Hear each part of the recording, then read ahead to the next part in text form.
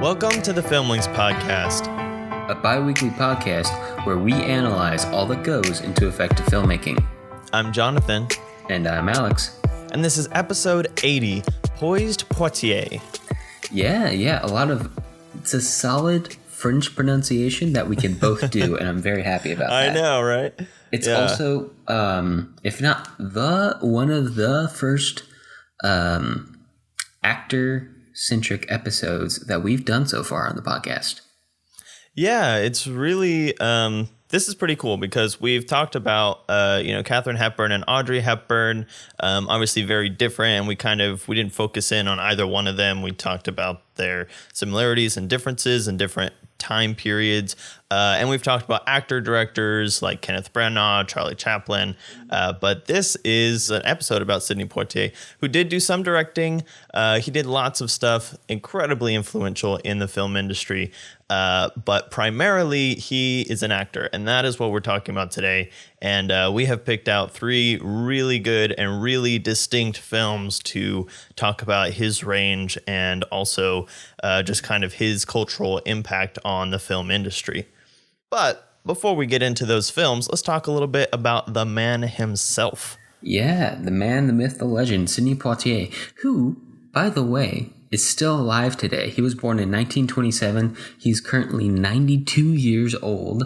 That's crazy. His great-granddaughter is like 10 or 13 by now.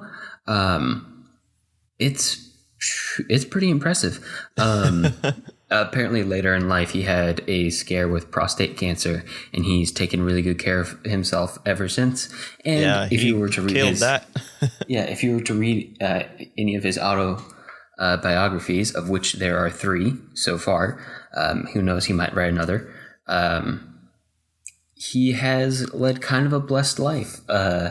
He apparently, when he was born prematurely in Miami, his mother went to go see a soothsayer, and that soothsayer said that, yeah, he'll live. He won't die, even though he's premature, and he'll go on to spread your name all across the world and walk with kings and venture into places you never knew and live in wealth and fame. And all of that's Apparently true. The soothsayer didn't say, beware the Ides of March, because he's been through several of them. Like 92 of them. So... Yeah, so definitely leading a bit of a blessed life in some ways, but also not in many other ways. And that's going to kind of be at the core of today's thematic discussion. He was born in Miami while his parents were on a trip there to sell tomatoes. But he grew up on Cat Island in the Bahamas, which was a place that didn't have phones or cars or many modern conveniences, even for 1927. He eventually made his way through a series of happenstance to New York, where he joined the American Negro Theater by the skin of his teeth. In fact, he was working there as a janitor just to hold on to his position in the program. And at this point, he had about 1 year of education and could barely speak. And so, again, going into that blessed life kind of thing, he got kicked out of the theater, and then just purely to prove them wrong, he went and had some people at some of his other jobs who would help him speak and learn to read. And he literally just pulled himself up by his bootstraps after that and went back and finally got accepted for a little while and then started working for them and in order to get more training. But it's amazing seeing where he is right now, as especially when you listen to the audiobook of his autobiography read by him and you watch his films, he's so well spoken that I can't even think of him as this uneducated kind of illiterate person. He might be one of the smartest people we've covered on the show. Just in terms of book smarts. He is really, he really put in the effort. You can tell going through his biographies, probably had a pretty sizable chip on his shoulder for the first part of his life, and he set out to prove a lot of people wrong, and man, did he. And that goes into a lot of the films we're going to be talking about today. Yeah, he has become a symbol of properly spoken English, and yet when he was first moved to New York, he spoke with in his own words, a sing-song Caribbean accent that most people could barely understand. But anyway, he did catch a break while he was in the American Negro Theater Program, which, by the way, is a school, not a professional situation.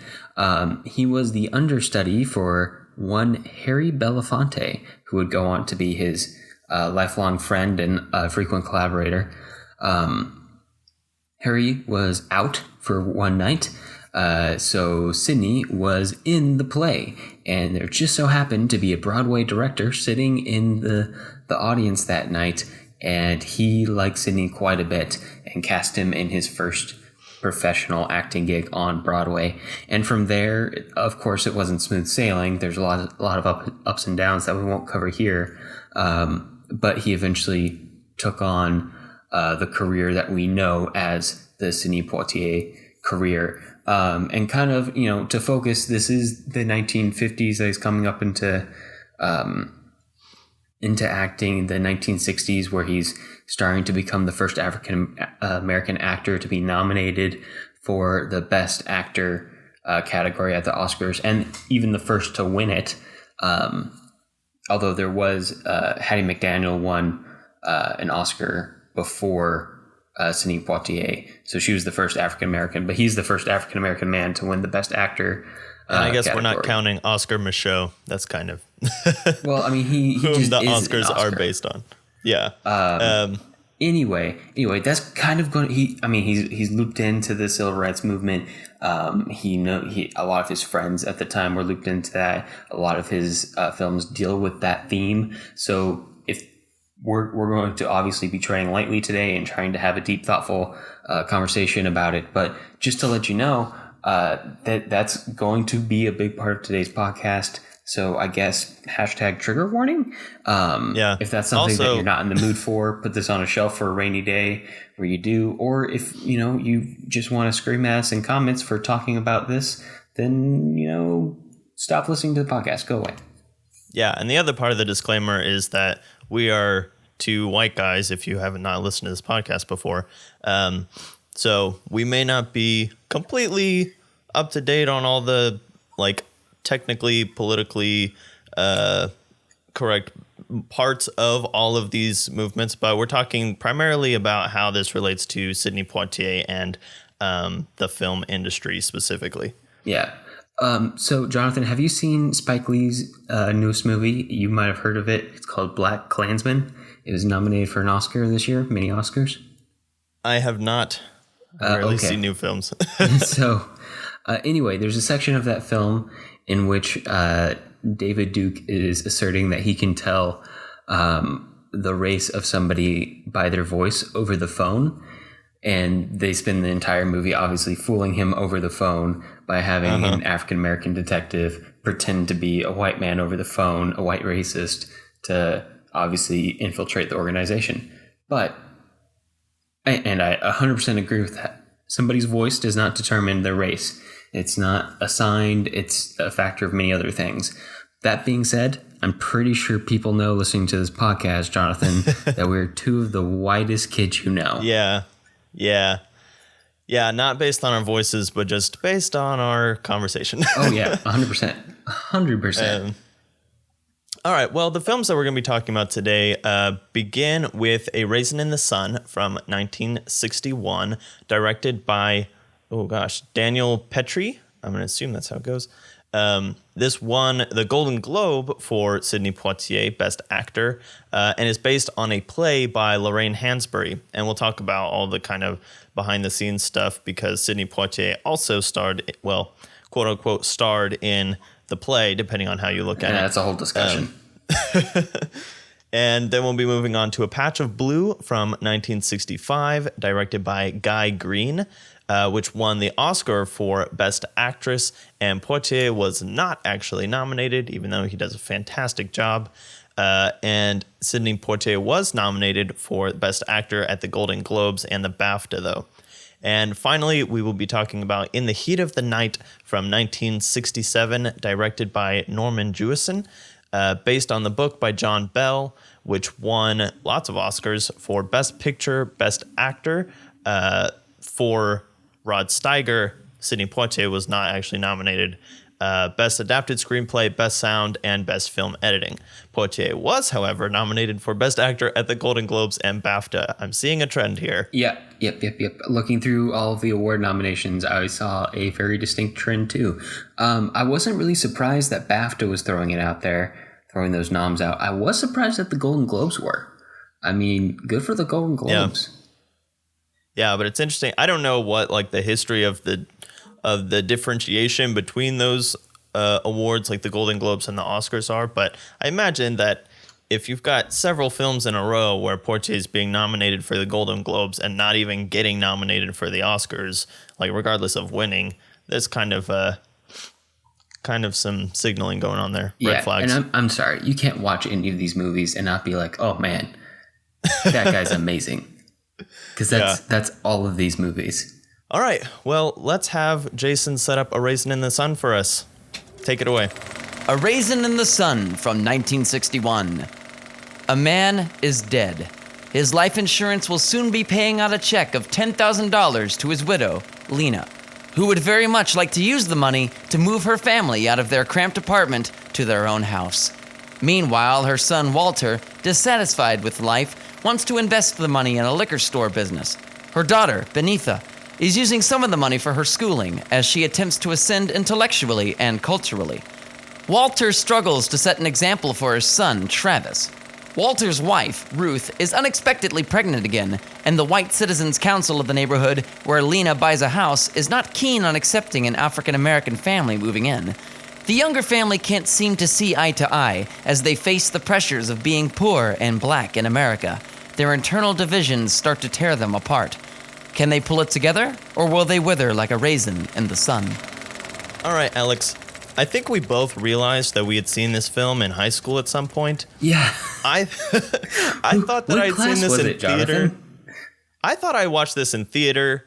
Maybe it was English? I can't remember, but I'm pretty sure that I wasn't paying attention to it very much when I did watch it, but I know I have seen it before. I definitely wasn't. I saw a movie and this is very indicative of high school me. I saw a movie in high school where we didn't have to think in class. I could probably have taken a nap on my desk, and there wasn't like a whole lot of physical action going on, so I wasn't interested. Yeah, which I totally get. This is for the most part a chamber piece, and I'm pretty sure on stage it's next to a complete. It's pretty much a complete chamber piece on stage, isn't it? Oh yeah, I assume it's almost identical, minus all the parts where they like go to the house and stuff, because this film is very theatrical. It's very much like 30s and 40s films, you know, like thinking of Frank Capra's Arsenic and Old Lace, which is theater adapted into film. And since theater is built to take place in a very confined set of settings, it's pretty easy to just kind of turn it around. And you definitely see that in this film, and the fact that all of the story and the themes and the underlying stuff is through the acting and the blocking. There is very, very little like fancy camera tricks or like close-ups on stuff and big camera moves. It's pretty much one angle of this apartment from one side, and we just get to watch these actors do their thing, and they do their thing really, really well. Yeah, they really, really do. I mean, it's not to say that the cinematography isn't incredible. It's very much based on tableau, though, rather than traditional, film camera movement and camera shot composition. Yeah, and it brought up this thought this week, Jonathan, that you don't need every single part of your movie to be like at a 5-star rating. You just need to know which parts of your movie need to be 5 stars, and then everything else should be supporting those parts. So in this, the writing is so texturally rich, and I mean, we'll chew on the themes a little bit here, although you could take a full semester class on this play alone and not get through it all. and the acting is so phenomenal that the cinematography doesn't have to be like Citizen Kane fancy. Right. It just has to be good and like the characters. And there's some really good moments with some really good shots. I'm particularly thinking of actually a couple of the shots that appear on our Instagram this week. Follow us at the Filmlings on Instagram. Especially a lot of the framing to do with the check. Whenever the check is held up, we have this really nice low angle shot of the mother character holding the check, and it's putting all of this. She's holding all of this power in her hands that she had never had before, and she does not look particularly thrilled about it. Right. At the cost that it's come with, at the division it's caused in her family. There's some great shots when everybody's really mad at each other and falling out, where the wife character and the husband character have fallen out. I mean, go explore the Instagram. It's phenomenal. The framing's wonderful, even when the characters aren't looking at each other, keeping them all in the frame so you can see them all looking away from each other. It's quite impressive. I mean, they managed to spend some very interesting minutes, most of the movie, in one contained, very cramped apartment. Yeah, and a lot of those really interesting shots are used as contrast or as punctuation, in that since most of the film is done in wide, in stationary shots, when we punch in to those moments, it's usually at very emotional moments when Sidney Poitier is down on the floor. He is, acting his heart out, like literally. And so when we do push into those really dramatic shots, they stand out even more in contrast to the really wide and stable shots that most of the film is comprised by. Yeah. And I actually feel like forcing the cinematography to stay within that confined space kind of helps to emphasize what the actual floor print of that apartment is driving towards in the film. And the sense that they're kind of trapped in this space and trapped in this mode of life and trapped in this economic situation, this social situation, much like the plant in the much derided plant in the window that never gets any sunlight. Right. And, it's kind of nice to have things thematically line up on different cylinders. Obviously, all of the characters are feeling it across the film, but just to have, so many pieces of furniture in such a small space, to have so many actors in such a small space, and to have so many different, so much of the film's runtime and so many different camera angles in confined spaces. I don't know. It works symphonically pretty well in the film. Yeah. So we talked about kind of what techniques the film doesn't use in order to convey a lot of its underlying meanings. So let's talk a little bit about some of the things that it does use, which are very traditional theatrical techniques like blocking and staging and tableau and stuff like that. So the film basically starts off right off the bat with a lot of these things that are kind of embedded throughout it. But for example, we start off with kind of sort of an every morning kind of a deal, and then everything sort of goes from there. But so the son wakes up on the couch, so we kind of get the fact that they don't have enough room for everybody in this apartment. And so the son gets up, or his mom gets him up, and he's kind of like dragging. He's kind of like wobbling all over the stage as he's trying to wake up and go to the bathroom. And then the dad gets up, and he does almost the exact same motions that his son did. So we get that they're father and son before anyone has said it. And there's just a lot of this kind of mirroring that they're kind of in the same situation, and it really almost sets out this underlying thing of like father, like son. So the conflict, whatever happens to the father is going to trickle down and affect this whole family. And that's actually something that we really should talk about, Alex, because that was a big part of the conflict behind the scenes in the theatrical production of this play.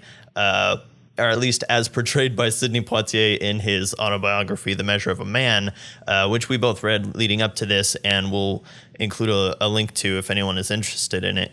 But basically, the idea is that this film or this play was written from the point of view of a woman of color, and it was really a kind of an emphasis on strong female black characters.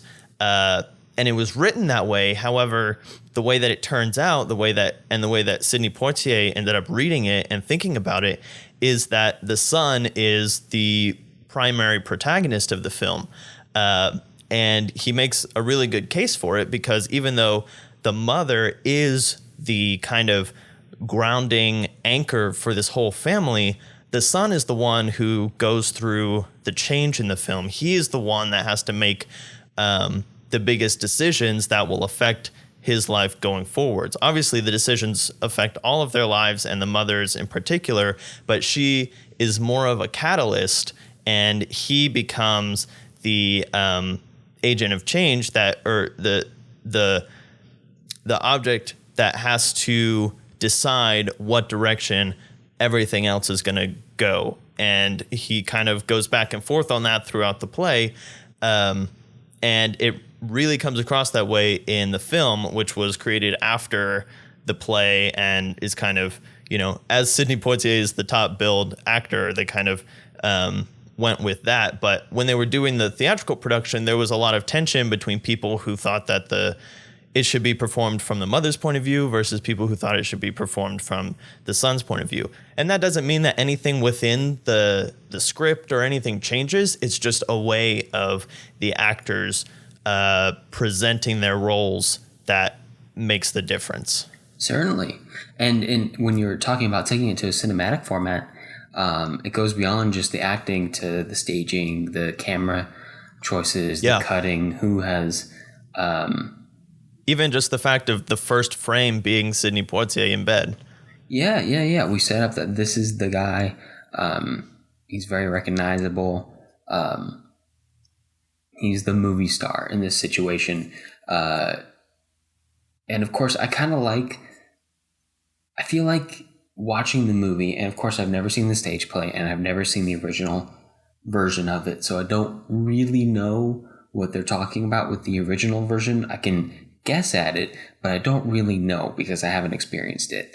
But I like the feeling I get from watching the film of, it feels like the son, played by Sidney Poitier, is trying to be the protagonist. Okay, yeah. Sorry, let me differentiate that, because when I was saying the son a little bit earlier, I was talking about Sidney Poitier's son. So we're dealing with sure, certainly Walter, the grandmother. Yeah, so Walter, the husband, whatever. So it feels like Walter, played by Sidney Poitier, is trying to be the protagonist, but just does not have the chance for most of the film, and is striving for it, striving for his sunlight, much like the plant in the window. They're all the plant in the window, Jonathan. Yeah, it's kind of like raisin? The whole family is the plant in the window. Yeah. Yeah, it's interesting that, this film and A Patch of Blue, the titles are fairly abstract. I kind of get A Patch of Blue. I kind of get it. But this one, I don't know. I'm sure, you could write a whole thesis paper about what the meaning of A Raisin in the Sun is. I have 3 guesses off the cuff myself, but I'm not going to waste your time with them. But yes, it does feel like Walter's striving to be the protagonist, and that the grandmother or the mother is holding firm as being the protagonist at the start of the story, but you get the sense that's kind of like this changing of the guard, this moving into the future, this passing of the torch. Literally, she passes the torch. She's like, you are the head of the family now. Act like it. I don't know. There's a lot going on in this film, Jonathan. There's a lot of themes being held together. But while they're juggling all of these themes and all of these connections, I think they benefit from the text just being so good that they don't have to convey all of it with the camera. So the camera's there kind of just to capture it, but not necessarily to establish all of these themes that we keep seeing over and over and over. Yeah. So yeah, I mean, with that, everything is coming from the actors, like we've been talking about, and you can see that in the way that all the performances are. Even the performances are more theatrical than a typical film. Usually the differentiation between film acting and theater acting is that theater acting is big. You're playing for the back of the house. You want to make sure that everyone can see what you're doing and that your emotions are coming across more so through your physicality than through necessarily your intonation or your facial expression. And we get huge moments in this film where Sidney Poitier is standing up on the table with his arms flung wide, like in classic theatrical tradition. And of course, the scenes where he's getting very emotional and he's down on his knees and he's pounding the floor. Those are things that you don't normally see in a filmed drama because they can be done much more subtly and still get the same basic emotions across. But I kind of like the fact that this film did not try to reimagine the performances in a very subtle kind of filmic way. I think that Sidney Poitier really gets to shine, and all the actors really get to shine in these really huge and exaggerated characters that are kind of bringing these real life issues home in a very big and unmistakable way. Yeah, no, they are definitely creating, I would say it's borderline melodrama. I'm not super clear on that definition, but it's getting close to it. And I really enjoyed the fact that the original work is just so strong that it feels like everything we're saying is leading up to the same point. That the filmmakers, as specifically the cinema filmmakers involved, the DP, the director, and so on, were mostly just there to not get in the way of the story that existed because the story itself is so strong. It's just really good. Kind of like, let's just immortalize this play and not do too much to mess with it because we could just very easily detract from what makes the play so magical. Yeah. And of course, one of the reasons this ended up in our selection today is because it's such good material with the spotlight on Poitier himself. And of course, he shines brilliantly in that spotlight. He's equal parts ambitious and tragic and all sorts of things. And you feel for him, and then you get mad at him and upset at him along with the other characters. And then you want to forgive him. And then at the end, I don't know, the end was so much more satisfying than I remember it being in high school, probably because I cared. I had grown up a little bit. Yeah, and of course, at this point, like, we have responsibilities and have to deal with finances and stuff. So there's a lot more like connection than we had when we watched it in high school. Yeah. And, we've, obviously both of us, we kind of grew up in a bit of a bubble in suburbia, but we've both grown up and we've ventured outside of that bubble and we've been around the world. Well, not around the world, all of it, but we've been around and out of our hometown. Yes, we've been to other places. I've spent my years in the wild in New York, kind of like Poitier did, but he stuck around. I didn't. And obviously, I felt like the racial themes hit home more for me now than they did when I was a kid, which I hope goes for most of my fellow white people. I hope it does.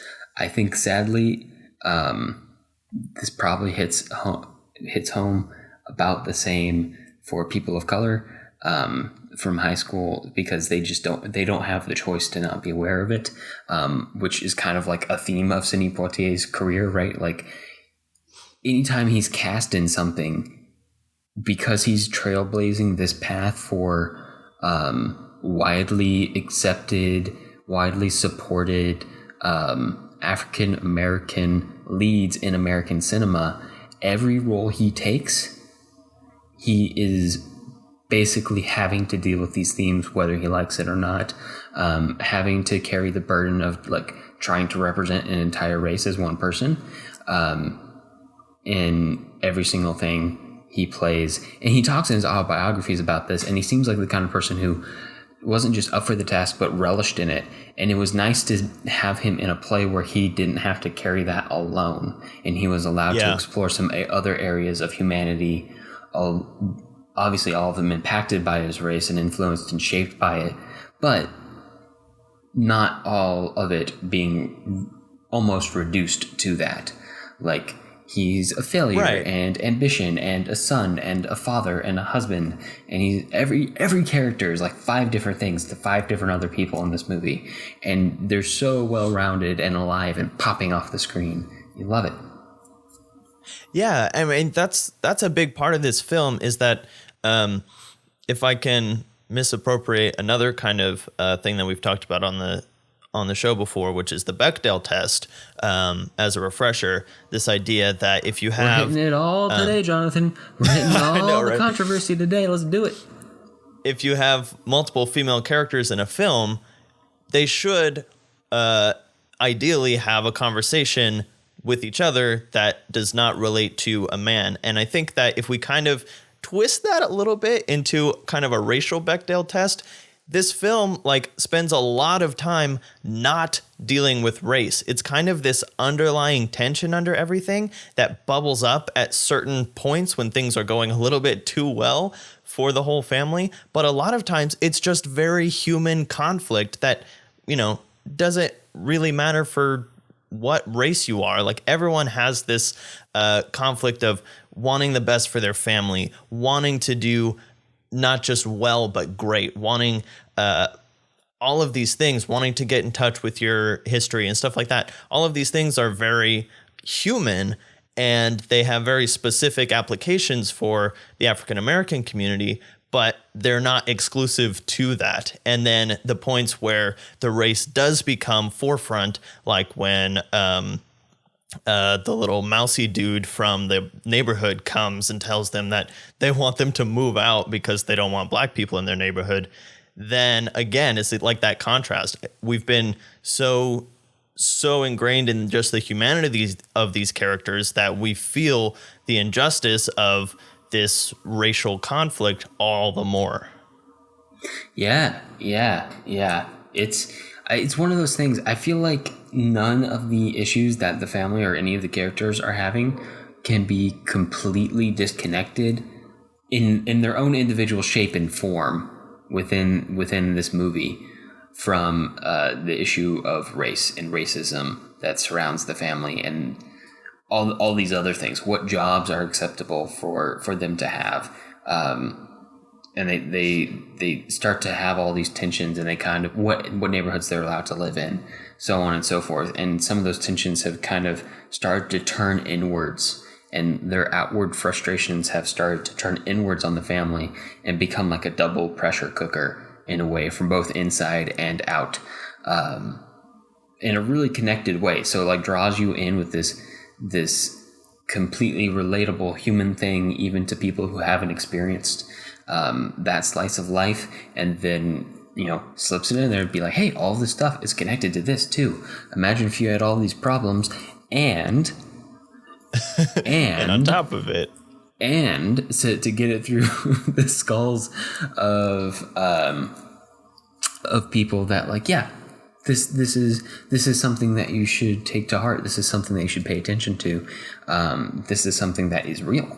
And of course, the shape of it in 1961 is very different of the shape of it in 1981, is very different of the shape of it in 2001, will be very different than the shape of it in 2021. But it doesn't mean that you shouldn't be aware of all of those things. I think, if nothing else, A Raisin in the Sun is a very good lesson in empathy, because all of the characters are lacking it to a certain degree at the start, and all of the characters gain it at the end. And once they've gained like this empathy for each other within the family, they're like, okay, yeah, no, we can make this work. We if we band together and we understand each other's problems and we move forward as a family, we can do this. And that's kind of like their solution piece. I'm like, yeah, yes, and we can apply it to everybody. Yeah, that monologue from the mother when she's talking to the sister, and she's like, if you can't love someone when they're completely down on their luck. When is the time to love them? You know, like, and she, like, that whole monologue is just so powerful. Yeah, just again, the themes and the script and everything is so good. Before we move off of this film, though, Alex, I want a little bit to just bring it up in contrast to another film that we've talked about, which is It's a Wonderful Life, which has a lot of kind of thematic similarities and even some plot parallels in the fact of having the money that they need to make their dreams come true and then losing it and then being completely at the breaking point. But, you know, obviously it's like coming at it from a completely opposite social perspective. But like, do you see enough parallels that this is kind of like the African American version of It's a Wonderful Life, but just with a lot more, you know, obviously with the racial conflict on top of all of the conflict that the white characters had in It's a Wonderful Life? A little bit. I kind of see it. If you want to make Walter into George Bailey. Yeah, I could definitely see it. I think the biggest glitch in the comparison is that all of the characters around George Bailey aren't nearly as rounded or share as much time as the characters around Walter do. Yeah, the family aspect isn't exactly as fleshed out in It's a Wonderful Life. But I definitely get you. They kind of follow the same like path of like an older man's Bildungsroman, an older man's coming of age of sorts. Yeah, and it's kind of about, you know, learning that, you know, having dreams and aspirations and goals is great, but really what it comes down to is what you have right now at this moment and learning to appreciate that rather than trying to sacrifice everything that you do have for something that you might be able to get. I have sleep deprivation. Does that count? Yeah, there you go. All right, well, let's move on to a very different type of film, in A Patch of Blue.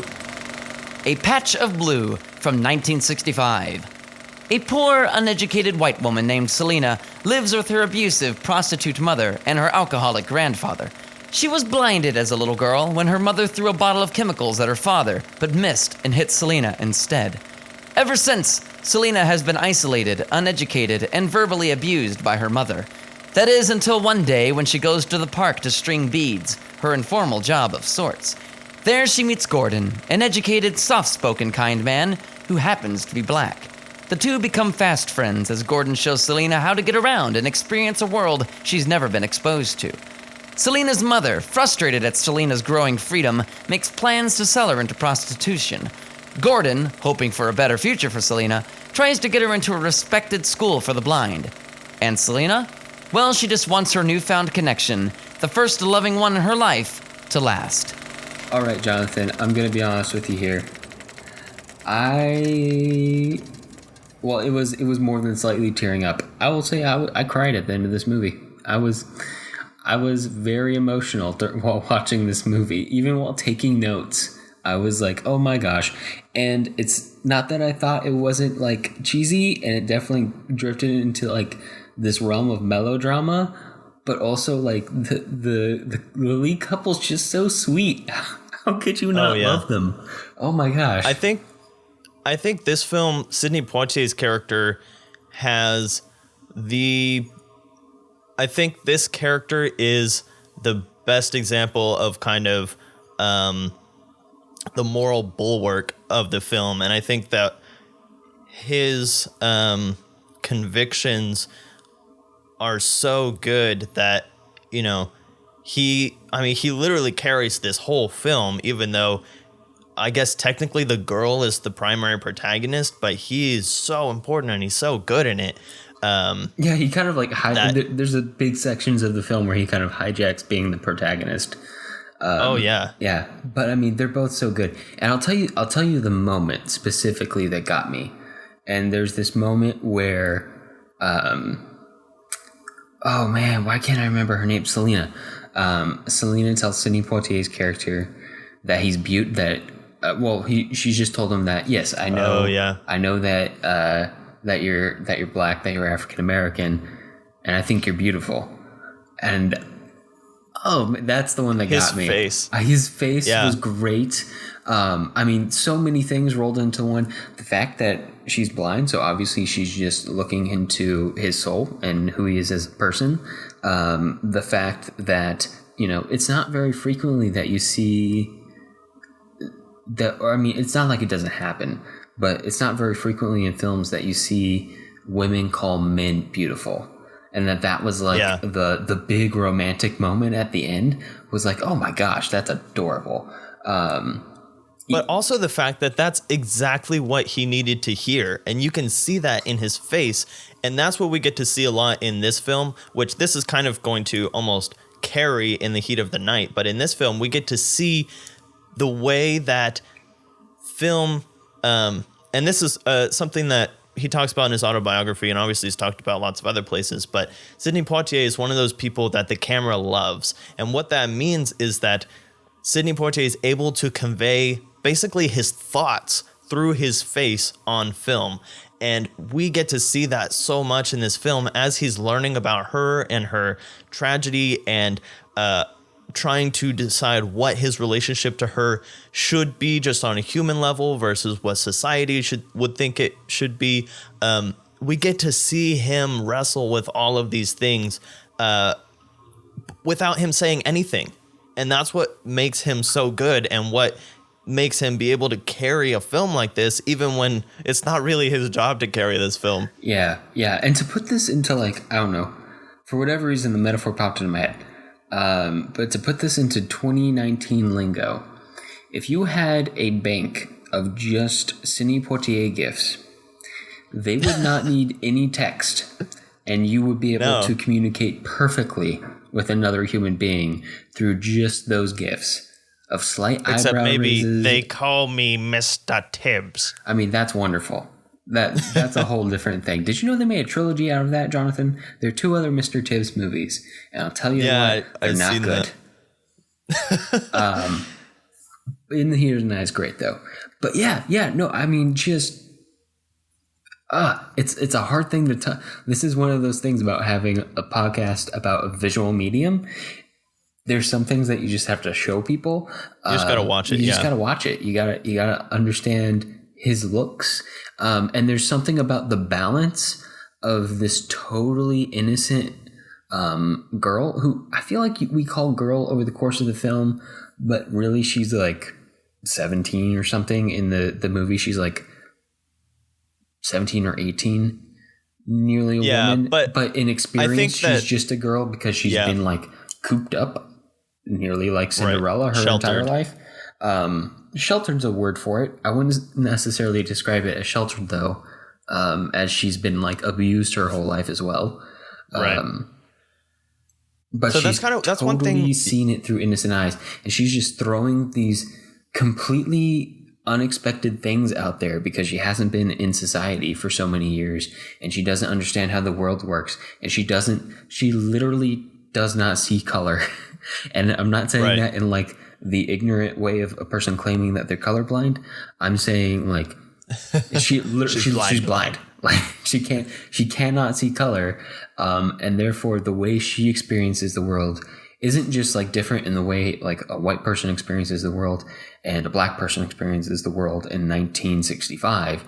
I'm saying like it's totally different. Like the concept of race kind of exists for her, but not nearly in the way like it's been so internalized by Sidney Poitier's character. So she's just throwing out all of these things, and Sidney Poitier is just, I mean, every single scene he's receiving like 10 different curveballs from her. Yeah. So he's got like perfect give and take, like reaction fodder, Sidney Poitier reaction, reaction fodder, Sidney Poitier reaction.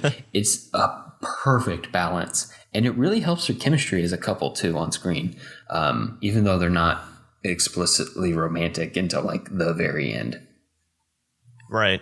And they kind of wrestle with that a little bit, but yeah, more on that later.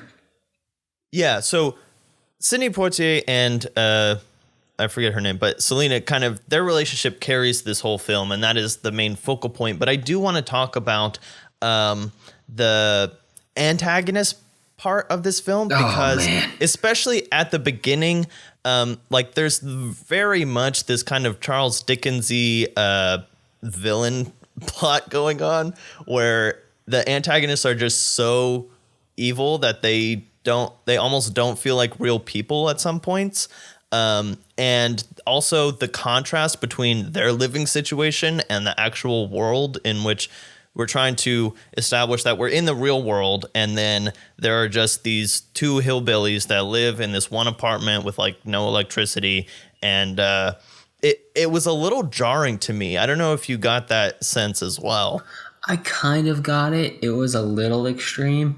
I was mostly just focused on really not liking the antagonist. Right. No, and that's where like the Charles Dickens thing comes in, because, you know, he would create these caricatures that exist solely to create this emotion of hatred within you so that you can sympathize even more with the main character. And that's exactly what these characters do. It just felt a little strange in that the rest, like her relationship with Sidney Poitier and their relationship with society was much more nuanced than what these antagonist characters were.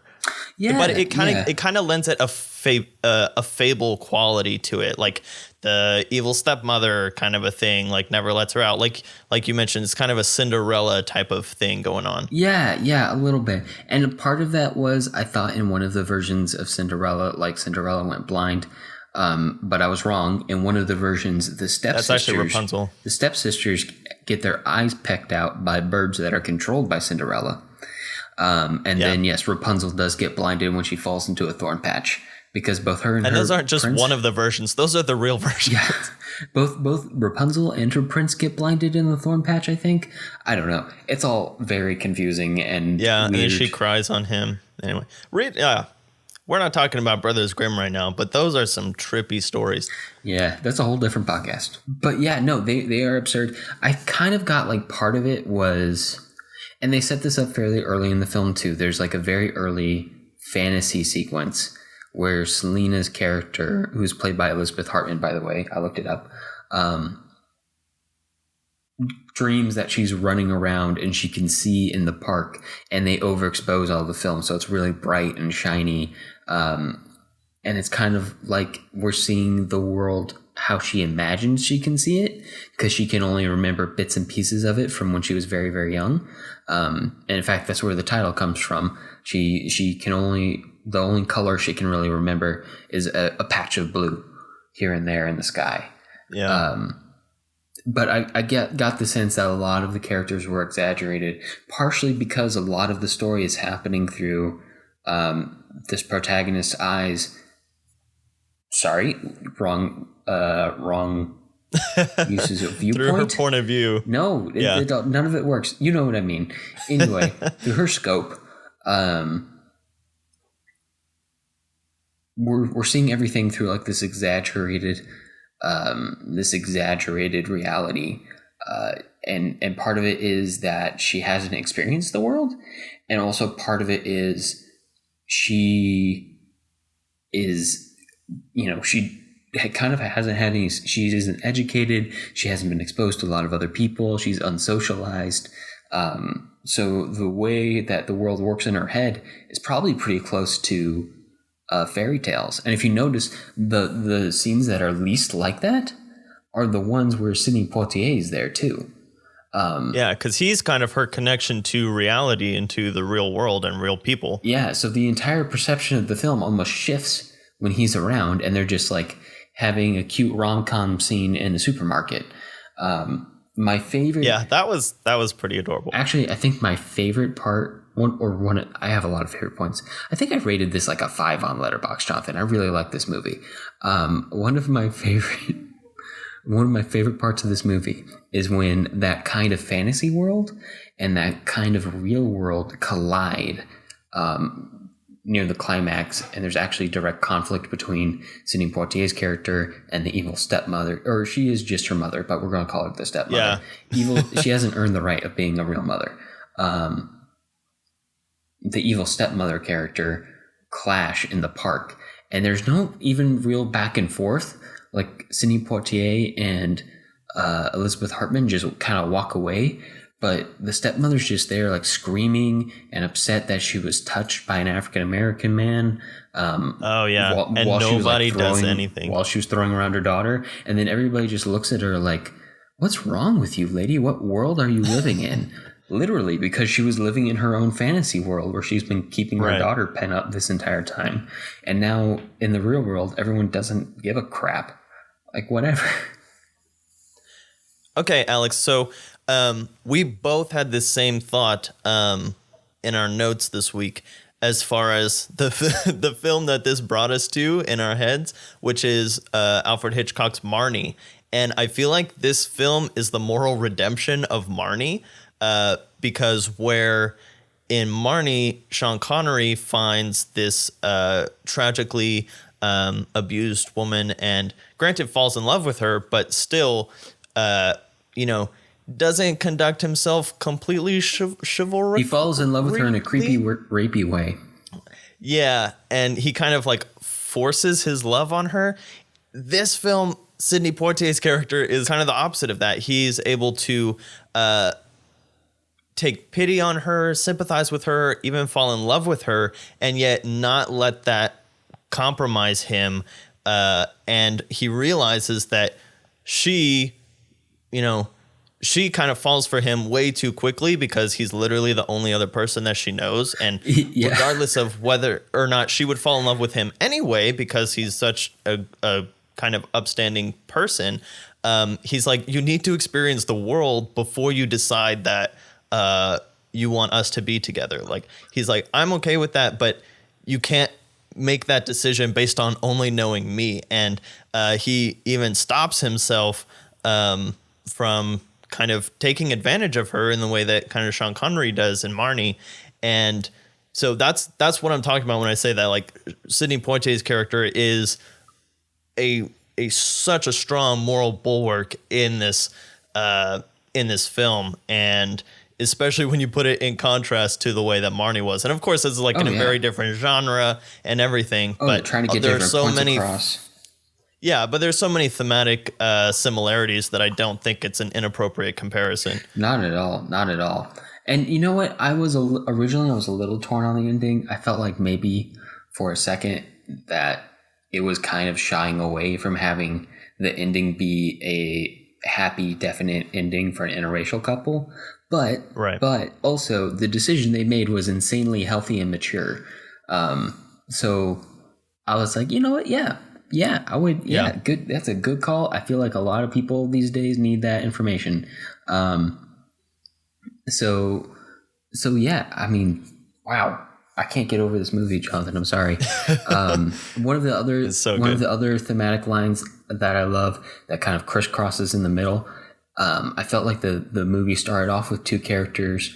One, Elizabeth Hartman, who is desperately in need of just somebody to actually show her love and kindness. And one, Sidney Poitier, whose character kind of just didn't know that he had so much love to give and kind of felt like he had been like containing himself, holding himself back in a way. And then suddenly they meet, and one who is in need of love and one who has so much love to give, perfect match. But you cross over in the middle in a way once they start changing. And Elizabeth Hartman realizes that she doesn't just want love, she wants to give love as well. And Sidney Poitier at the very end realizes how nice it is to be loved too. Like when she tells him that he's beautiful, which again, that's a great moment. Can't get over it. You know what else is so good but so subtle is right after that, when she leaves on the bus to go to boarding school or whatever, and he realizes that she left the music box and runs out to give it to her, but the bus is gone. And it's so great because this little item, which beforehand was kind of a family heirloom, but also had a lot of baggage in it. We kind of get the sense that it was handed down from his grandmother, who was having a relationship with like her slave master or something like that. And so it kind of goes from that to being something connected with Selena because she loves it so much, and she's able to interact with it in a way that even he can't because she's blind, and she's able to connect with the music in it. And so it has a lot of kind of meaning for her. And so it'd be great if she was able to have that with her, but now he has it, and now it's a symbol of her, and it kind of, this item takes on a whole new meaning, and it gives him something to remember her by. And so like just such a little thing, and is kind of like a lesson in how to use props in order to convey theme and meaning and kind of go into the bigger picture of the film. Yeah, and you know what? It's a perfect loose end, Jonathan. In 1 year's time, he's got the perfect reason to contact her again.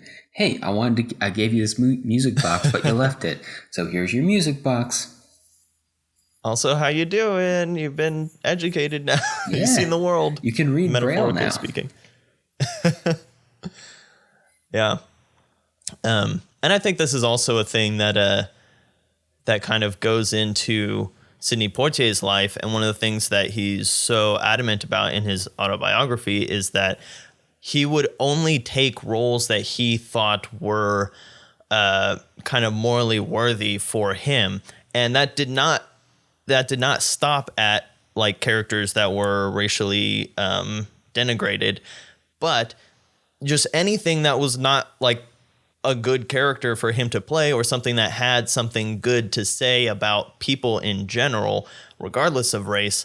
And so you can see a lot of parallels with his own life and his own values in each of the roles that he plays. And so I think that this idea of making sure that this sheltered girl gets educated and becomes familiar with the world before rashly rushing into anything, whether it's a relationship or anything else, relates to his own life as being semi, like, quote unquote, sheltered on this little island that had no exposure to technology or race conflict or anything, or education, and then coming to the United States and kind of being bombarded with race tension and having to learn what education can do for you. So the fact that his kind of shining moment is to send her to school must have been something that was very impactful and personal to Sidney Poitier himself. Oh, I 100% believe that.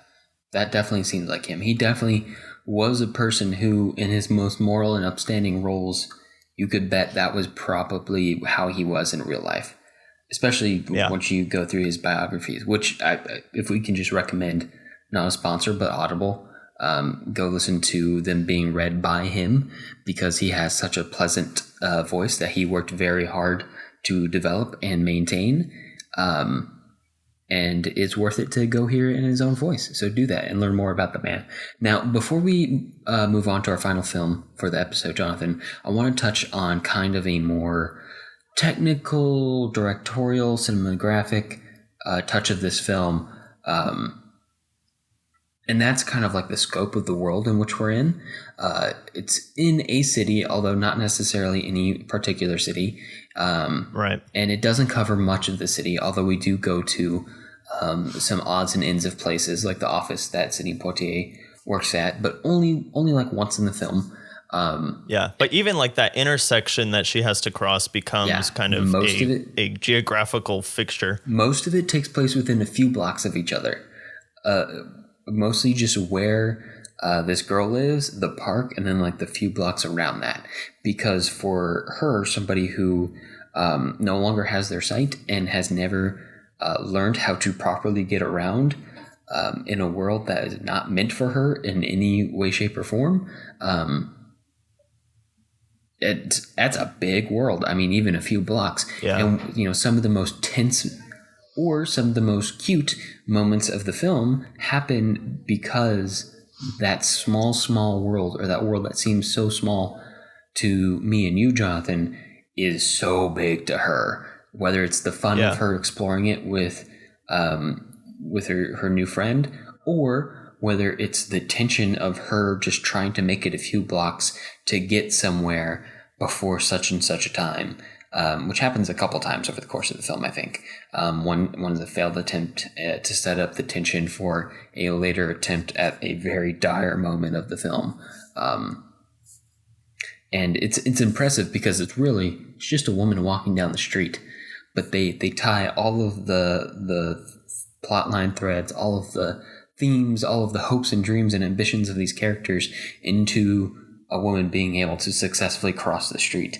And it makes for what would otherwise be a visually kind of dull, tense series to become incredibly tense and incredibly interesting and incredibly exciting, even though it doesn't involve, like, I don't know, Mission Impossible style stunts or anything like that. It just goes to show the boundaries of your story and the uniqueness of your characters define what makes a tense climax more than what movie convention says is a tense climax. Yeah, and especially because, as I realized this week, watching that film, apparently in the 60s, the little crosswalk buttons didn't have any sounds, and they didn't say walk, walk, walk. I mean, I was just a little surprised to see subway or those sidewalk buttons. I never thought of when they were installed or when they became a thing, but I don't know. It was just weird to see it in the 60s. Yeah.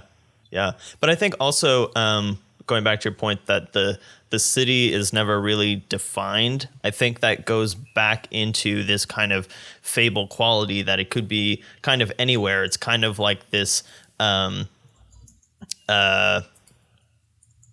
don't know, the city is almost the enchanted forest or whatever. Like it's kind of this nondescript place where all of these events can take place without getting bogged down with the real life implications of whatever city they would have chosen are. Yeah. And I love that she plays such a big role in saving herself. I mean, she's the one who gets herself away. At the end, Sidney Poitier's character is kind of just acts as a guide. And of course, it ends up being kind of like this mutual relationship of equals by the end of the film. But it very much isn't. It could have very easily become a complete damsel in distress situation, and it didn't go there. Yeah. So that is solid, because that would have made for a much weaker film. All right, well, let's move on to our final film, In the Heat of the Night. Jason, set us up. In the Heat of the Night from 1967. Sparta, Mississippi, 1966. A wealthy industrialist promising to bring business to this small town is found dead in the middle of the night. And almost immediately, a gun-happy officer arrests an African-American man at the train station based solely on the fact that he was a black man at the scene of the crime. Turns out this man is actually a homicide detective from Philadelphia, Mr. Tibbs, who gets volunteered by his captain into helping the investigation led by the rough and prejudiced Chief Gillespie. Neither man likes the other, but the case is too interesting for Tibbs to turn down, and Gillespie needs the expertise of a trained murder investigator. The suspects pile up: a poor grifter, a mean old plantation owner, one of the cops, an oddball local. As the investigation heats up, Tibbs must face down multiple violent mobs and rampant racism. Gillespie, meanwhile, confronts his own prejudices and racism as he comes to rely on Tibbs more and more. Will the two men find a way to work together and solve the murder? And can they do so before the tense situation in the town finally explodes? All right, so I've seen this movie before, Jonathan. Was this your first time watching it? Yeah, I'd never seen it before. I knew, like, they call me Mr. Tibbs, but that's pretty much all I knew about it. Did you know that from Psych? I did know that from Psych, and also it's quoted in The Lion King of all places. At some point, Puma goes, "They call me Mr. Pig." I did not realize that. Oh, Disney my. references, y'all. Oh my. Yeah, no, but this was great. There was a lot of other like neo-noir kind of stuff that I was thinking of, but just kind of taking a typical neo-noir kind of backwoods city story that you might get from David Lynch or something like that, and adding one black character kind of throws the whole thing and makes it so unique and so good and just makes it actually mean something. And the way that Rod Steiger's character changes is so good. I love seeing that relationship, and I love seeing Rod Steiger just kind of like change as we go through. And even from the beginning, when he says, because I'm not an expert, that was such a powerful thing that says so much about his character before he even starts. Like, he doesn't start from a place of complete racism like so many of the characters in this film do. He starts from a place of at least some amount of humility. Like, he tries to put on this tough guy thing, but when he needs help, he recognizes that and he asks for it, even if it's in this kind of macho way. Yeah. And then as he moves towards the end of this kind of complete friendship with Sidney Poitier's character, their dynamic is so good. Yeah, and you can tell that it hurts him a bit every time he changes, but he still does it, which says a lot about his character, obviously. But you can also tell that there's often a lot of weakness within him. There's a lot of fear. It feels like a lot of time when a lot of the instances where he's rushing towards the suspect, that he doesn't necessarily have all of the actual evidence to put away. It's just because he's afraid of the repercussions of not finding it. So I mean, he's not finding anybody. He's a deeply, deeply flawed character who changes a lot. And interestingly, in a kind of like an odd couple sort of way, him and Sidney Poitier's character, Virgil Tibbs, kind of round each other out in a way. And they kind of make a good pair. Now, we of course we do have to talk about this balance of prejudices in the film, and I think might have worked better in 1967 than it works now. I think on a character level, I think it still works very well, because there's a character who has the expertise, and because the rest of the people around him don't have that expertise, and because they are Southern hicks, he looks down his nose at them. And then the other character, Rod Steiger's character, looks down his nose at Tibbs for very obvious reasons, reluctantly realizes that he has need of him, and then kind of moves forward from there. They kind of make one or two moments in the film where they call Tibbs prejudice, and in like a dictionary sort of way, that's true. But like the moral balance sheet of this film nowadays feels totally off balance. And that doesn't make it any less of a movie. It just means maybe the message was meant for 1967 and not 2019. I don't feel like somebody feeling snooty because they're educated equals systematic oppression and racism over hundreds of years in the American South. I feel like those don't equal each other. No, but I don't think that they have to in order to say that prejudice is an issue that goes two ways. Like, anybody can have prejudice regardless of like how big the prejudice is on one side or the other. But I think that one of the things that we were just talking about as far as character dynamics that go into Sidney Poitier's own life, I think that the way that relates to Virgil Tibbs is that Sidney Poitier talks about how once he decided that he was going to be an actor, he did not want to just be a good actor or as good as regular white actors or anything, but he had to be better. He had to be better than good. He had to be the best. And that is kind of where Virgil Tibbs is coming from, that he's not just as good as a white person, he's better than these white people. And I think that is part of the thing that he kind of has to realize, that yes, he's better at his job maybe than they are, but if you're trying to get some kind of moral equality, that has to go both ways. And obviously, of course, the systematic racism is a much bigger deal, but I don't think that kind of erases and all other kinds of prejudice. I mean, that's true. I just so yeah, what I'm getting at is that on a character level, comparing their two character arcs, I think. Oh yeah, one is much steeper than the other. I think seeing eye to eye, I think their two characters work. I think the character arcs work, and I think that's what carries this film moving forward. I just think that nowadays, most people would. I feel like most people would not look at it as being snooty is an equivalent to being racist. Right. Do you get what I'm driving at? Like, I'm not saying the movie doesn't work thematically anymore. I'm just saying the balance sheet is just the starkness isn't there. Yeah. It's just a little different. And maybe to that point, also Sidney Poitier talks in his book, and I've heard this before from multiple people, and other sources, books, autobiographies, so on and so forth. It often takes somebody who has to be, 2, 3, 4 times better than every other white person to crack through into an industry. And that's kind of like a story of Sidney Poitier's career too.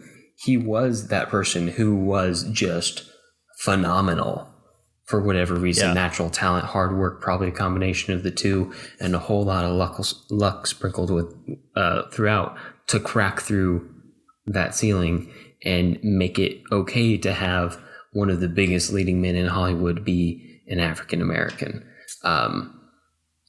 Which is obviously really impressive, and kind of like a microcosm of what happened in his career is what's happening in this movie. And of course, all of the racial baggage that you could possibly imagine gets thrown into this film. There's literally a plantation owner in this movie. I think another part of the whole racial tension is that, to some extent, on Virgil Tibbs's side, a lot of his reaction is kind of anticipatory of the racism that obviously does come, but a lot of times he's very wary before it even does come. And that's probably just like a part of, being there.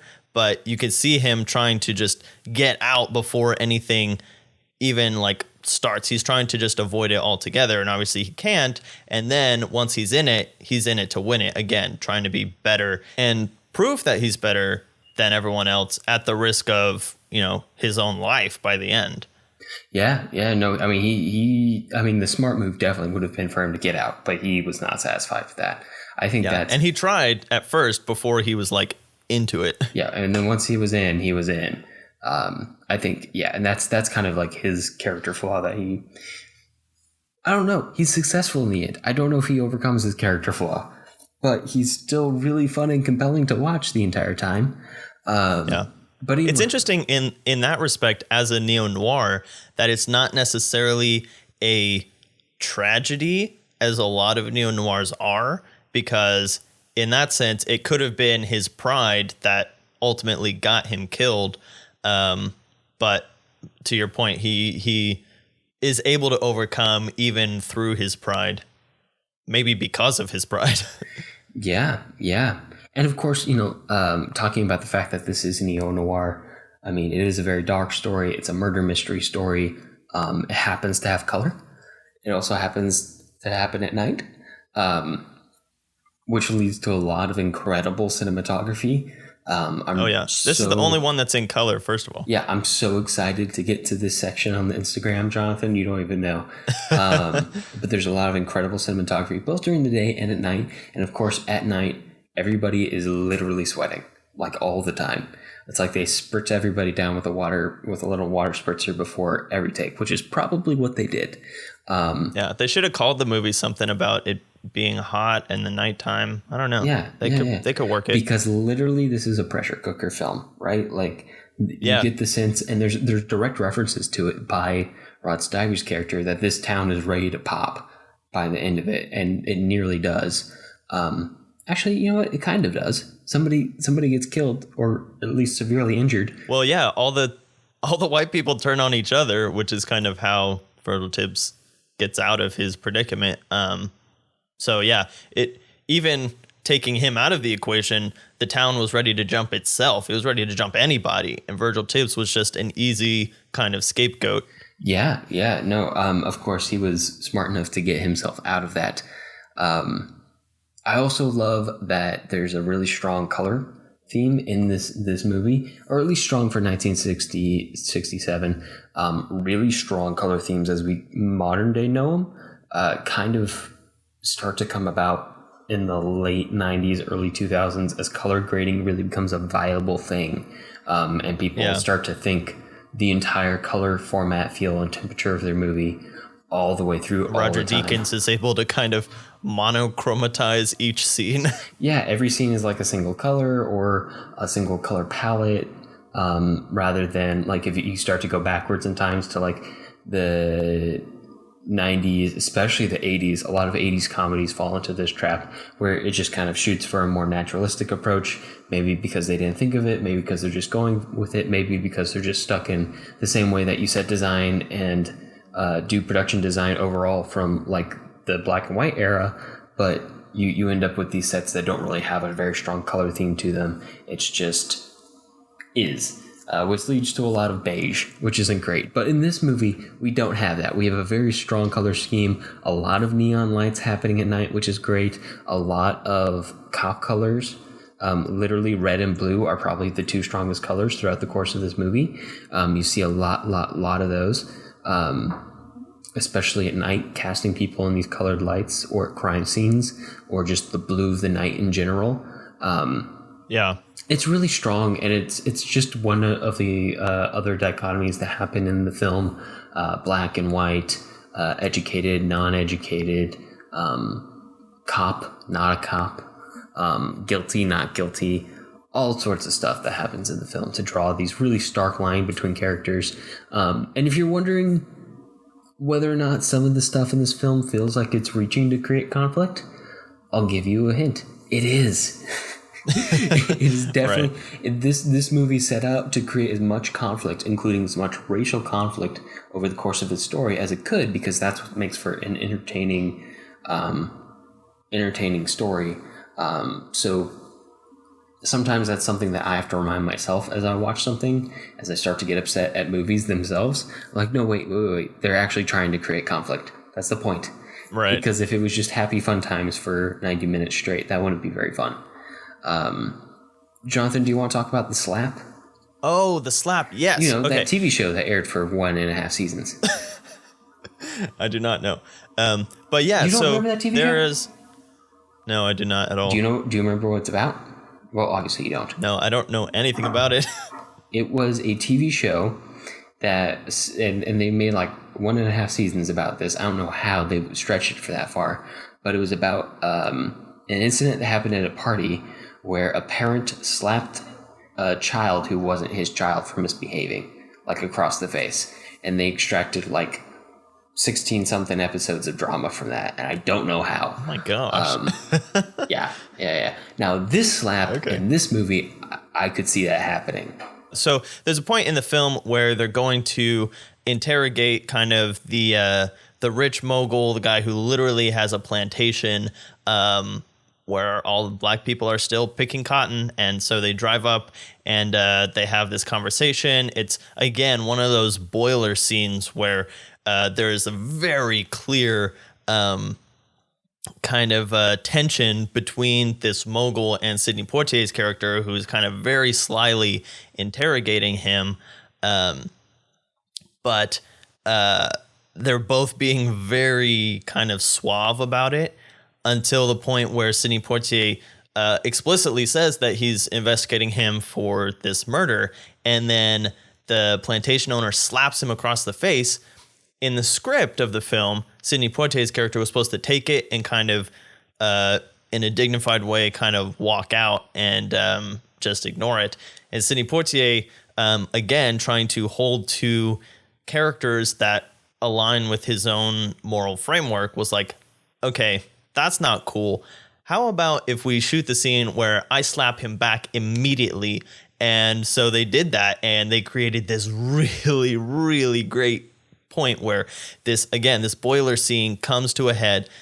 He gets slapped in the face and slaps him right back. And the plantation owner is so shocked that he stares back at him and just kind of slowly says, "In another time, I could have shot you." And or had you shot or something. And then later someone says virtually the same thing to Rod Steiger's character, where it's like, "I don't know what's come over you, because our last sheriff would have shot him like immediately after he slapped a white man." And so it's showing all of this change and stuff. But the best part about it is once Sidney Poitier and Rod Steiger leave the scene, the plantation owner basically breaks down and starts crying afterwards, and just showing like how hard it is for these people to kind of come to grips with reality. It's pathetic. It's pathetic. It really is. And it's great. I love it. I love that moment, especially after he spent that entire scene being like all creepy with this like specifically groomed flowers and stuff. Yeah, and high and mighty. Yeah. Like literally playing God with his flowers. Yeah, that was a satisfying slap. And you know what? Just on the surface of it, like it's just a really great moment dramatically. But looking back on it, I could see how shocking that would have been in 1967. Oh yeah, I would be surprised if there weren't some theaters where people got up and walked out. Oh yeah, no, I mean this movie was definitely banned in a lot of theaters in the South, a lot. I mean, and this was 1967. The Civil Rights Bill had already passed, but not everybody had like swallowed it yet. I guess a lot of people still haven't really swallowed it, but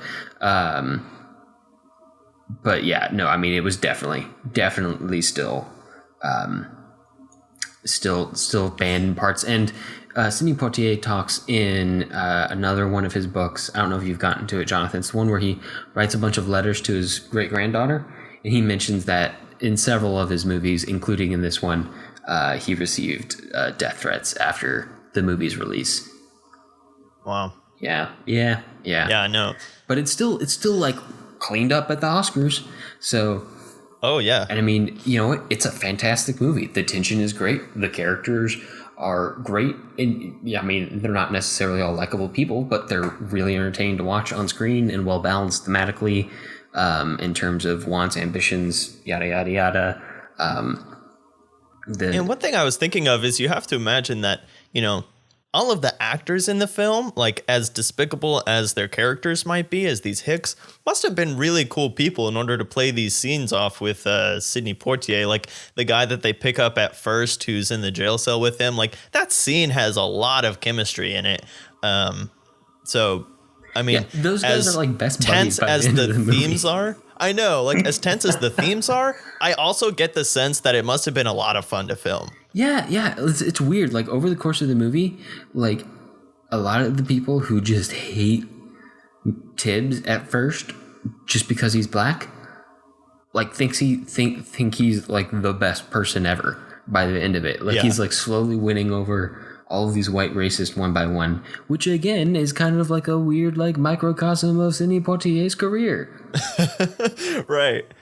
Yeah, and I guess before we move off of this film, we should talk about Sidney Poitier's performance very specifically, because the three of these films together like are so different in the characters. We have the really overdramatic kind of screw up character in Raisin in the Sun, the very sympathetic everyman who is just trying to do what's best for this girl, and then in The Heat of the Night we have the stoic, very prideful police detective.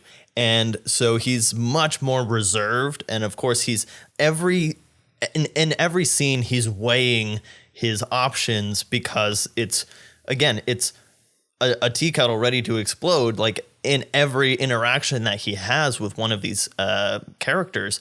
And so much of his performance is coming through, again, his face and his thoughts. And we're seeing him like, okay, how far can I push this? Like, how much do I want to reach my neck out? Like, especially at the beginning when he gets friggin' arrested just for being black and having a lot of money in his wallet.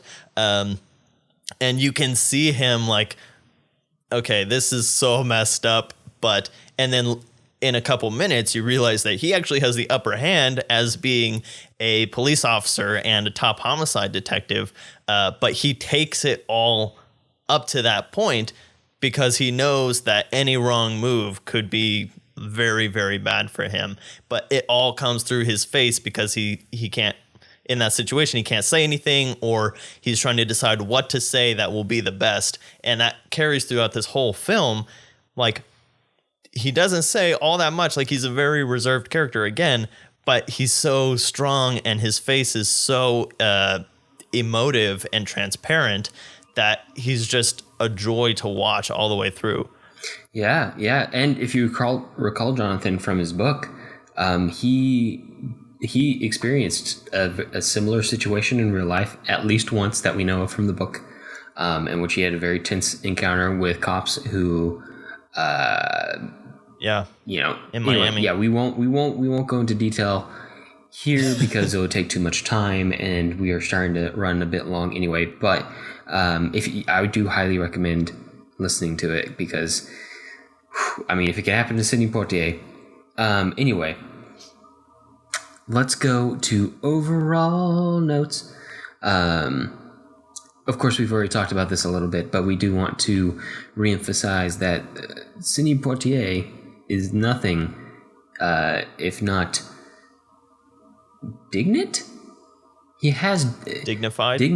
Okay, I was about to say, like, what do you call somebody who possesses the attribute of dignity? Dignified. That is the term. Thank you, Jonathan. There you go. I mean, he's dignified in all three of these roles, just like you said, and he's dignified in all of his other roles too. Even some of the weirder ones that you wouldn't think would have a lot of dignity to them, he does have, like the Defiant ones, in which he plays like an escaped prisoner from a chain gang, who is handcuffed to another escaped prisoner who happens to be white and happens to be extremely racist, which, by the way, is a really good movie too. Highly recommend. He plays a prisoner the entire time, and yet somehow he has his dignity the entire time. It's just like an attitude that he's just assumed. I think the specific words he used were he would never take a role that would disrespect or dishonor his father. I don't remember the specific wording. I wish I did, but it's along those lines, like a certain amount of respect for who he is and where he's come from, his family, his people, his entire background. He wants to portray in the best light, and you can tell like that sense wasn't just like a one or two time occurrence. It was his entire career. In fact, there are multiple instances of him turning down roles in periods where he didn't really have a lot of work as an actor. A lot of his early films were spaced out by a few years, and he had to make ends meet. Going back to being a dishwasher, he like opened up a barbecue joint in New York at one point with a friend to make ends meet. He was getting movie role offers, but they were these offers that weren't dignified in a way. Yeah, they were people who were afraid or scared, and not in understandable human way, but in like this kind of pathetic way, like that plantation owner who just got slapped and is, crying over the tears of his own failed power structure. I can't give the guy enough props. He took on such an epic task, and I think there's a lot of people out there who like to point towards moving forward all the time, but give credit where credit is due. Poitier cracked open a lot of doors by just being amazing. I mean, just maybe one of the best actors that we've covered on the show since Chaplin, just in terms of like sheer raw talent. Yeah.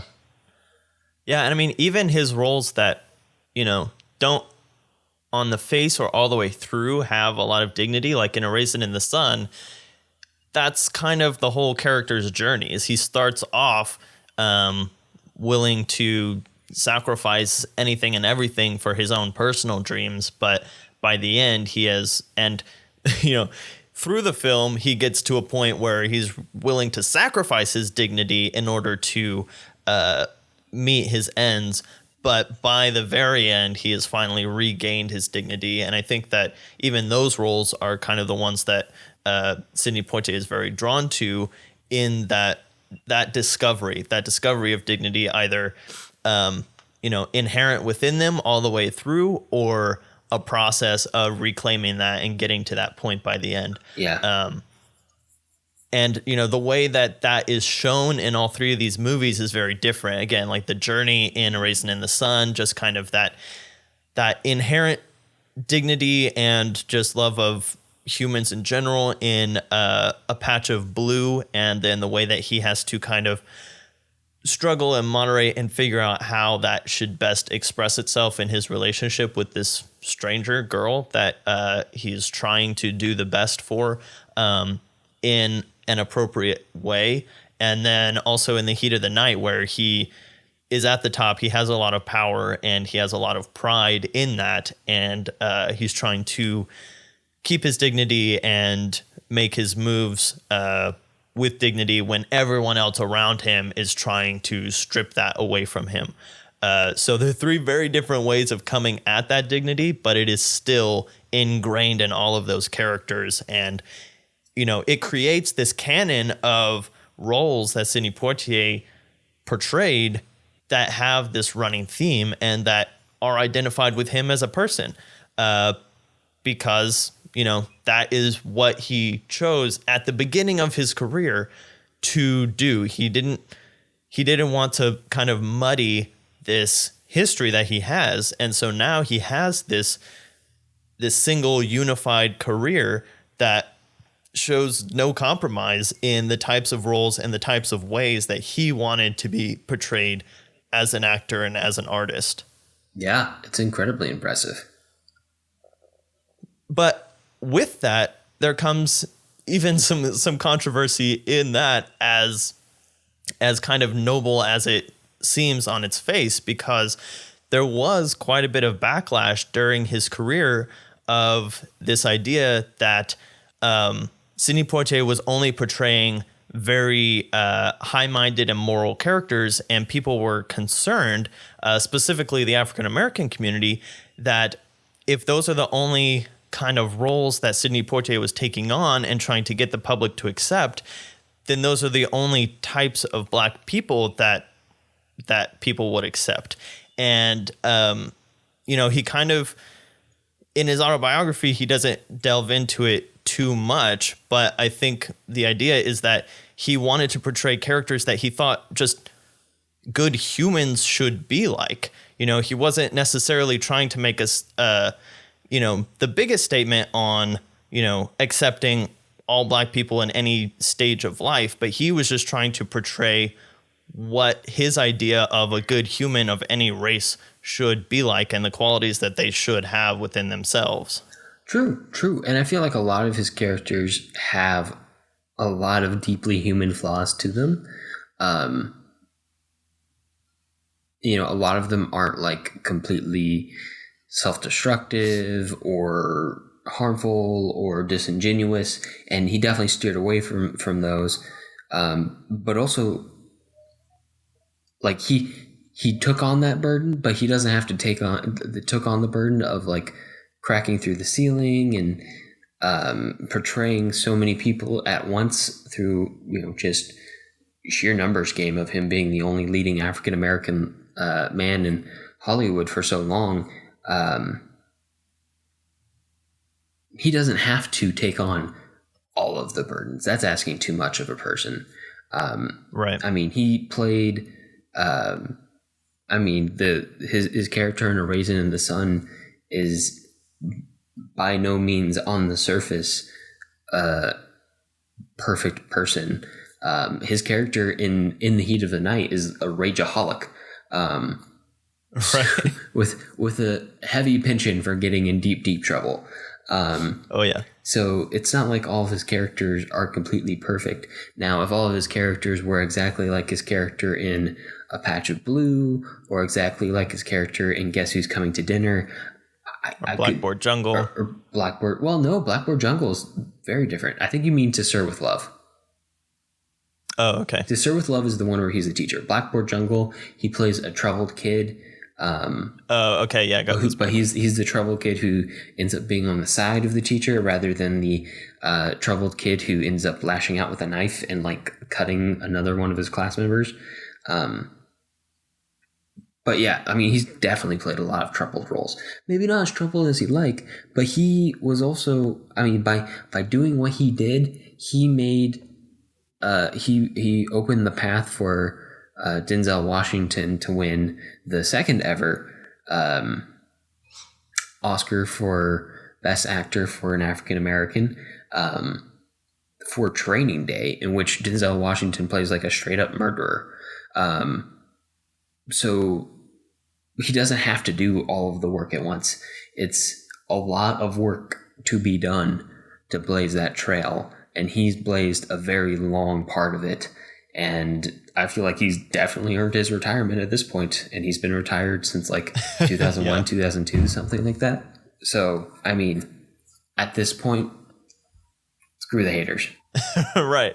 Yeah. And I mean, he doesn't give a lot of time to that in his autobiography. He's basically like, you know, this was a little controversy that happened, you know, from the other side, from the African-American community. But he's like, at some point, people kind of got over it and they realized that these are just good roles and good characters in kind of the scope of storytelling. And, you know, he took those good roles, those top roles, and he's shown in those. And I think people have recognized that. And, you know, they're just really good films that have so much packed into them that, again, we could go on forever about each one of them and, you know, all of the things within them. But taken as a whole, Sidney Poitier is, you know, he's a shining light as far as acting and craftsmanship. And it's really special that is a part of film history, and especially in the era that he was working in the 50s and 60s and 70s and 80s. As the nation was trying to come to terms with all of these things, he was kind of showing, you know, the top of the top of like what we should all be like and how we should all be interacting. Exactly. Ah, man, if only we could cover actors who make such good career choices every week. But right. Alas, there's just not that many of them. So I think that's about it for Sidney Poitier. But what are we talking about next week on the podcast, Jonathan? Or what are we talking about next time on the podcast, Jonathan? Yeah, so next time we're going to have our first guest of the season. We're inviting back Benjamin Angrazano to talk about some of his favorite films of all times, ones that I have been much derided for never having seen yet. So I'm excited to watch them and talk about them on the air. And that is the entire Godfather trilogy. The Godfather from 1972, The Godfather Part 2 from 1974, and The Godfather Part 3 from 1990.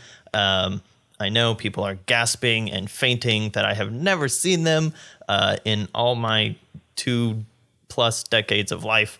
But yeah, I'm excited to finally experience them and break them down with you, Alex, and Ben next time. Yeah, you should brew a pot of coffee before you watch them. They're long. They're very, very long. All right. I think I've done long movies before. I think the entire trilogy is like, it's like an hour and a half shy of the Lord of the Rings extended edition trilogy or something like that. Like, it's long. It's quite a lot of movies. So just be prepared. Well, I am no stranger to the Lord of the Rings marathon, so I think I'll be okay. All right. And are you signing up to watch them all in one day? That's what I think I'm hearing. I haven't decided yet. It depends on what my schedule looks like the next couple of weeks. Oh man. Okay. But we have another movie that we're talking about on our Patreon podcast for the $5 tier. So once again, our little donation plugs, we have a coffee and a Patreon account. If you would like to send us a couple bucks to keep this show going and keep the information flowing. So on our bonus podcast, if you would like to get a little bit deeper, you can sign up for the $5 tier. And next week, that episode will be coming out. And what are we talking about, Alex? We will be talking about Broken Blossoms. Surprisingly enough, more race topics have made their way into the Patreon podcast. I think that was unintentional. It is a DW. It's actually incredibly relevant to A Patch of Blue, which we'll be talking weirdly about. So. It is from like 1919. It is by D.W. Griffith.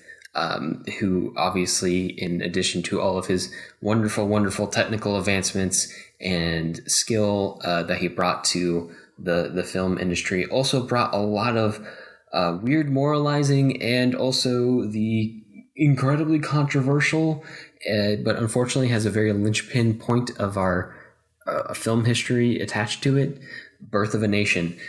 So we're not going to be talking about Birth of a Nation, but we will be talking about Broken Blossoms, another D.W. Griffith film, weirdly dealing with race.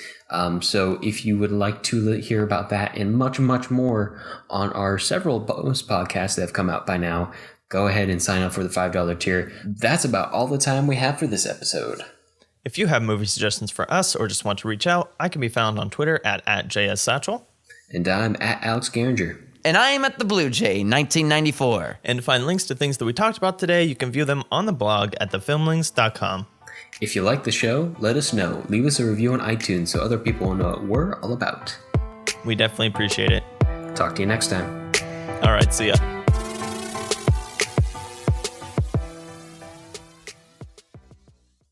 In the heat of the night. Or was it in the heat of the night? Or I don't even know. I'm not even going to attempt. Do it, Jonathan. Do it at least once. In the heat of the night. I'm too white. I don't know. It was a great song though. It's a great intro. It was great. It was great. It was great. It was great.